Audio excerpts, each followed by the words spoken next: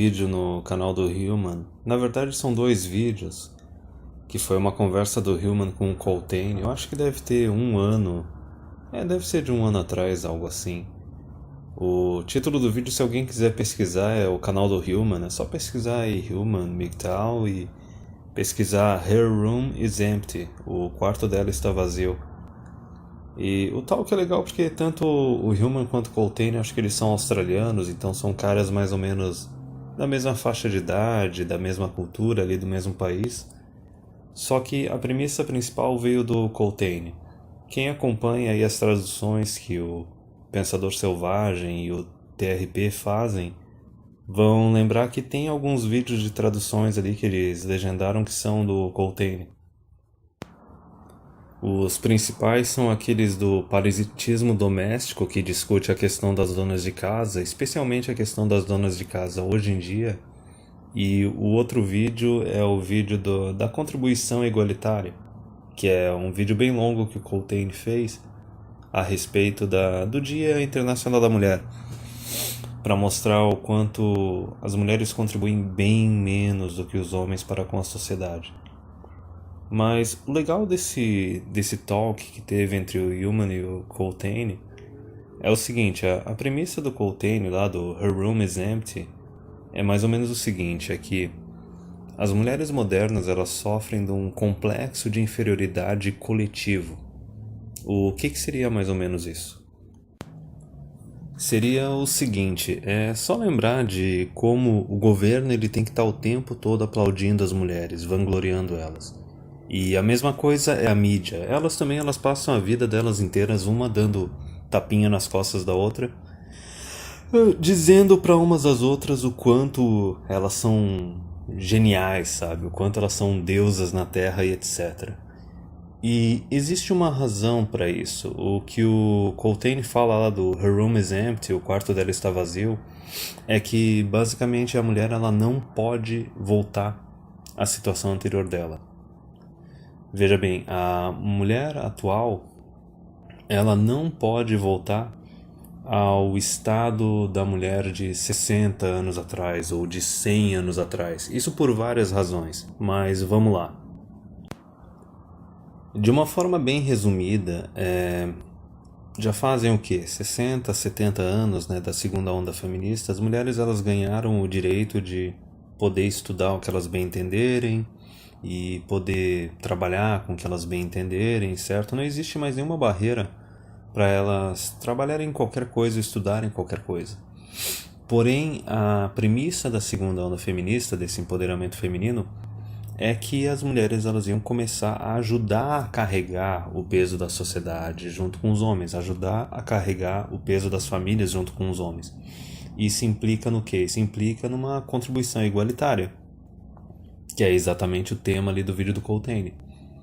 Mas a questão é a seguinte, a questão é que já se passaram aí 60, 70 anos, isso dá o quê? Dá umas 3 gerações, e até hoje elas não conquistaram o mesmo patamar do que os homens. Aí fica aquele chororô de sempre dizendo que os homens recebem salários mais altos que as mulheres, a maior parte dos cargos de gerência e diretoria são ocupados por homens. Aí o negócio meio que só se inverte quando tu vai pro funcionalismo público, né? E a gente já sabe por que isso, já foi discutido várias vezes no canal. E também tem aquele outro detalhe, né, que todo mundo parece que esquece, né, que o homem ele tá mais disposto a correr riscos e a maior parte das empresas são fundadas por homens, né? Aliás, geralmente quando aparece uma mulher querendo fundar a empresa ou iniciando uma empresa, quando tu vai pesquisar a respeito, tu vê que lá no país onde ela vive, existe algum tipo de subsídio do governo para ajudar mulheres a criarem empregos, enfim. Só que, vamos lá, vamos passar um pouco essa parte. Então, no final das contas, já passaram-se 3 gerações e elas não chegaram no mesmo patamar que os homens, certo? Então, daí qual é o posicionamento? O posicionamento é que não, a gente tem que culpar o machismo, a gente tem que culpar o patriarcado, entendeu? Sempre tem que ter algum bode expiatório. Sempre tem que ter algum bicho papão, sabe? Porque a gente já discutiu várias vezes aqui no canal, né? A responsabilidade é a criptonita feminina. Mas aí nesse caso não é nem só o fato de não querer assumir responsabilidade, porque mulher não faz isso, né? Sempre a culpa é dos outros. Mas tem uma outra questão aí. Porque se for admitir também que elas não são capazes de competir com os homens academicamente e profissionalmente, certo? Então vai ter que automaticamente reconhecer que não está no mesmo nível que os homens, que não é capaz de competir com eles, certo? Então toda aquela premissa lá da segunda onda feminista de que mulher pode fazer tudo que o homem pode fazer, né, de olhos vendados e usando saia e salto alto, etc., tudo isso cai por terra. Então já era, simplesmente tem que sempre arranjar um bicho-papão, colocar a culpa nos outros, entendeu? E daí a gente já está chegando já numa quarta geração de mulheres que possuem mais direitos do que os homens, só que não contribuem tanto quanto os homens na sociedade e não produzem tanto quanto os homens. Mas ok, agora voltando à premissa lá do Coltrane. Aí tu consegue ver por que tem essa histeria absurda das mulheres atuais, essa toxicidade absurda delas, por quê? Vamos lá, olha só a lâmina, né, de dois gumes. Por um lado, elas têm o direito de trabalhar e estudar, só que elas não são capazes de competir com os homens, certo? E algumas delas talvez até saibam disso. A gente já sabe quem são essas mulheres, são as de direita, né, as conservadoras que querem arranjar um homem provedor, certo? E daí tem aquelas que talvez só saibam disso inconscientemente, e daí ficam sendo as isentonas, ou as mulheres da esquerda que querem fingir que são independentes, sabe? Querem ficar competindo com os homens, só que daí elas falam, não, eu compito com eles e eu dou conta, só que daí tu vai ver, tu tem subsídio de empresa, tem subsídio do governo, etc, entendeu? Então, não importa, esses dois grupos, mesmo sabendo conscientemente que não consegue competir com o homem ou inconscientemente, ainda está preso, porque tem essa barreira. É a barreira biológica mesmo, a barreira do sexo mesmo, não vai conseguir competir com o homem. Sem contar que tem aquela outra questão, né? A parte também da, da reprodução humana, certo? Não existe esse negócio de, vai ter mulheres que vão conseguir competir totalmente com o homem no mercado de trabalho. Ok, talvez ela vai ter que abrir mão de casamento, ou vai ter que abrir mão da maternidade. Porque não existe, não tem forma de uma mulher seguir uma carreira, né, ser uma carreirista, engravidar e ter filho e, ok, vai ser o marido que vai engravidar, vai ser o marido que vai dar à luz. Ok, boa sorte. Mas enfim. Então, por esse lado, não pode reconhecer a realidade de que a mulher não consegue competir com o homem, certo? E daí, por outro lado, também essa volta à situação anterior, que seria o que o Coltrane fala do Her Room is Empty, seria voltar à situação de antes de 60, 70 anos atrás, de antes da segunda onda feminista, que seria a questão de voltar a ser esposa e dona de casa. E a gente está vendo isso acontecer agora na quinta onda feminista, só que aí que está o detalhe.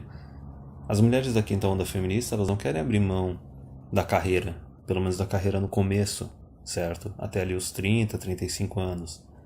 Elas não querem abrir mão também do ensino superior, certo? Para dar oportunidade para esses homens poderem estudar e se tornar os provedores que elas desejam, entendeu? Então elas não querem abrir mão de formação, não querem abrir mão de mercado de trabalho, elas não querem casar cedo, certo? Elas não querem abrir mão também do carrossel de pica, então é aquela coisa assim, elas querem ser as donas de casa que talvez as avós delas ou as bisavós delas foram, só que elas estão oferecendo menos ainda para os homens, certo? Essa é uma coisa que a gente discute aqui no canal e que eu não vejo ser discutida em nenhum outro lugar. Em nenhum momento é analisada essa questão de, mas por que determinadas mulheres encalham? Aí eles inventam um monte de coisa, mas nunca falam, nunca pensam no que os homens esperam de uma mulher, do que os homens desejam de uma mulher.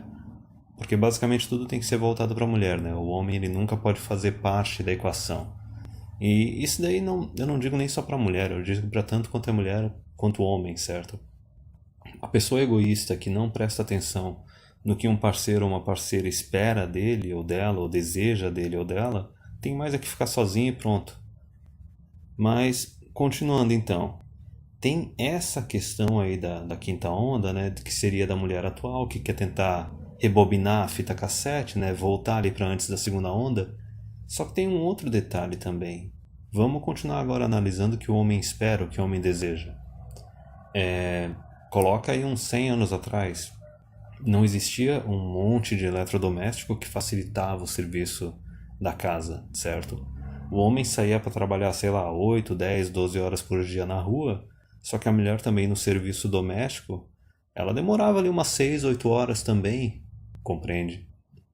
Só que daí se for analisar, o homem para facilitar a vida da mulher criou um monte de eletrodoméstico, certo? E daí ela ficou com tempo livre, ficou entediada, né? E daí praticamente todas as mulheres, não só as de classe alta, mas de classe média até um pouco de baixa, começaram a ficar com muito tempo livre, entediada, e não, agora eu quero estudar, agora eu quero trabalhar, e a gente já sabe o que resulta isso, né? Tu eleva a mulher para um determinado patamar, a hipergamia dela sobe mais ainda. Mas não era bem essa questão que eu queria pegar nesse ponto. O que eu queria pegar era o seguinte, que analisando o que o homem espera, o que o homem precisa, por acaso o homem de hoje em dia ele precisa de uma dona de casa, certo? Então, aí que vem o detalhe delas estarem meio que numa encruzilhada. Por um lado, não consegue competir com o homem, por outro lado, elas não têm mais a opção de voltar a ser uma dona de casa, porque o homem atual ele também não precisa de uma dona de casa, certo? Também tem outro detalhe, tem muito homem por aí que sabe cozinhar muito melhor do que mulher, certo? Então, para serviço domésticos tem um monte de eletrodoméstico. Para limpeza ou cozinhar, os homens também deram conta de fazer isso, certo? Também não existe por que não dariam conta de fazer isso.